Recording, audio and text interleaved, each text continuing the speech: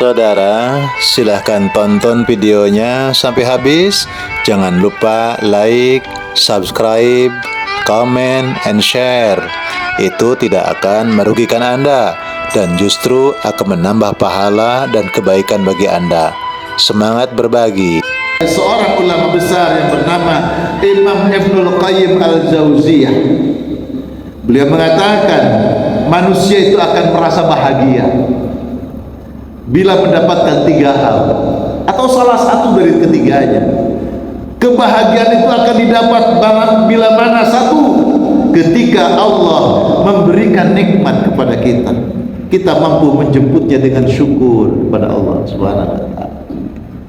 Sehat, alhamdulillah, diparingi sehat.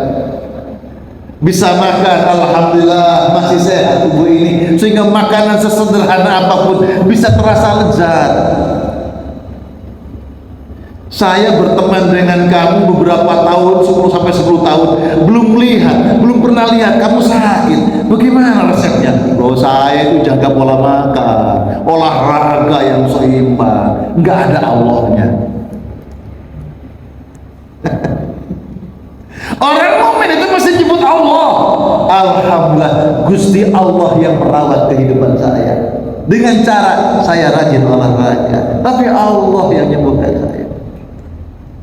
Hati-hati, kita ini kalau makan, mau makan sudah rapi, cuci tangan sudah bersih, makan sudah makan yang bergizi, tapi tetap banyak kok sakit, kok macam ujian datang. Lah orang pinggir jalan mau makan, makannya pakai tangannya, pakai jarinya, enggak cuci, malah sehat-sehat saja.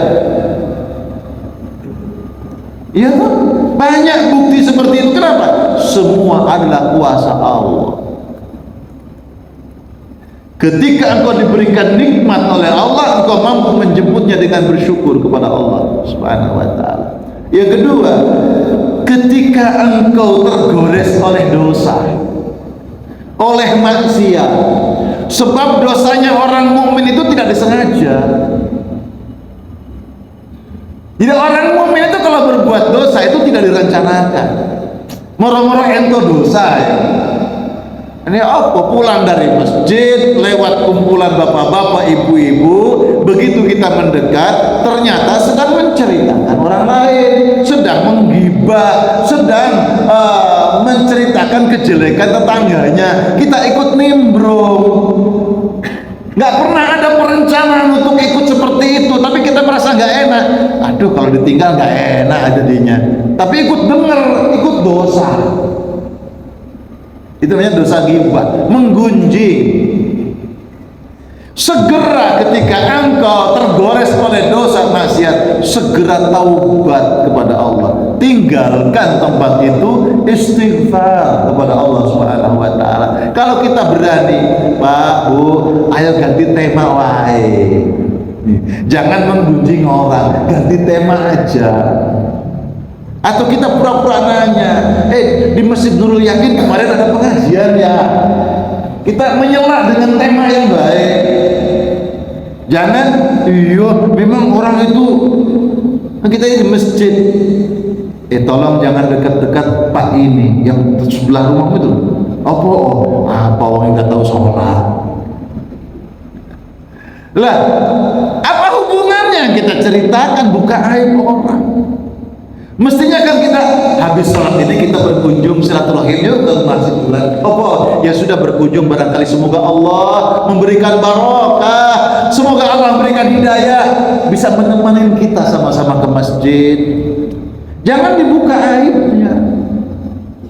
Para jamaah, itu yang kedua bahagia. Seseorang itu ketika mendapatkan goresan dari kemaksiatan, dia langsung sadar, ingat kepada Allah, bertobat kepada Allah, lalu banyak-banyak beristighfar. Astagfirullahaladzim. Bahagia.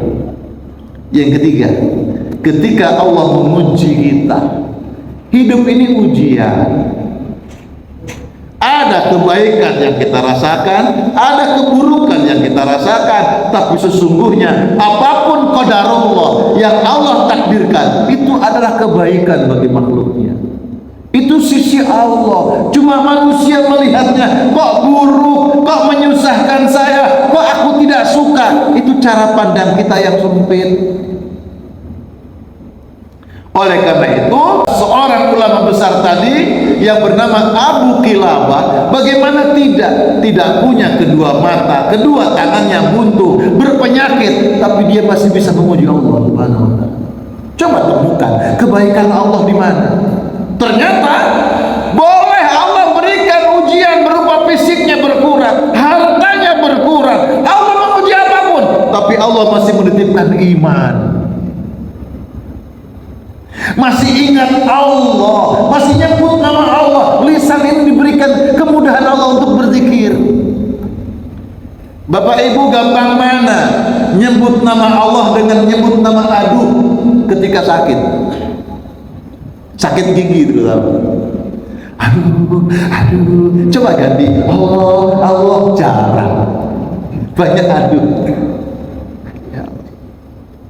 Sebab rasa sakit itu kalau kita menyadari itu akan menggugurkan dosa-dosa kita. Manakala kita bisa sabar, insyaallah. Itu menurut Ibnu Qayyim al-Jauziyah.